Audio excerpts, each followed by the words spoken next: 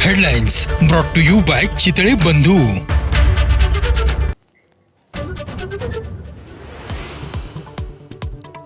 मराठवाड्याच्या नुकसानग्रस्त शेतकऱ्यांसाठी राज्य सरकारकडून 31,628 कोटी रुपयांचं पॅकेज जाहीर.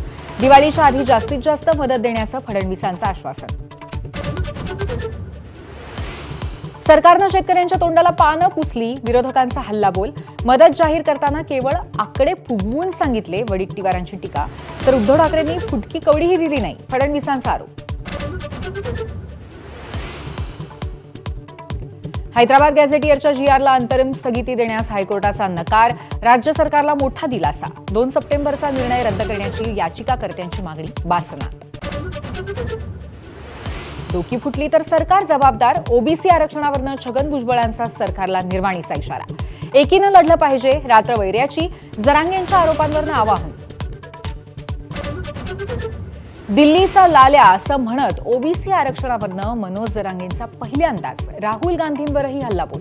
तर काँग्रेसचा मराठा आरक्षणाला विरोध नाही, वडेट्टीवारांचं स्पष्टीकरण.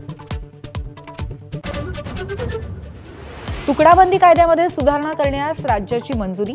आता 10 गुंठ्यांपेक्षा कमी जमिनीची मालकी नावावर होणार. तर एसआरमध्ये क्लस्टर योजना राबवण्यासही मंत्रिमंडळाचा हिरवा कंदील.